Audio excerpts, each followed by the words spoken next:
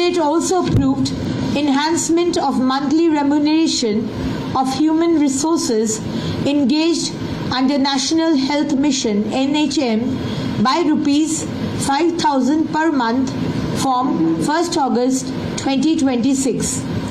মন্ত্রিসভা 2026 সালের 1 অগস্ট থেকে জাতীয় স্বাস্থ্য মিশনের মানে NHM অধীনে কর্মরত মানব সম্পদের মানে কর্মীদের মাসিক পারিশ্রমিক প্রতি মাসে 5,000 টাকা বৃদ্ধির অনুমোদন দিয়েছে। মন্ত্রিসভা 2026 সালের 1 অগস্ট থেকে জাতীয় স্বাস্থ্য মিশনের মানে NHM অধীনে কর্মরত মানব সম্পদের মানে কর্মীদের মাসিক পারিশ্রমিক প্রতি মাসে 5,000 টাকা বৃদ্ধির অনুমোদন। আজকের এই ভিডিও থেকে এটা ক্লিয়ার, প্রত্যেক NHM কর্মী যারা রয়েছেন প্রত্যেকেই 5,000 টাকা করে বাড়বে। সেটা কোন পোস্ট রয়েছেন সেই পোস্ট হিসেবে ভ্যারি করবে না। CHA, CHO, অ্যাকাউন্ট্যান্ট, সুপারভাইজার যারা যারা রয়েছেন NHM এর আন্ডারে প্রত্যেকেই 5,000 টাকা করে বাড়বে।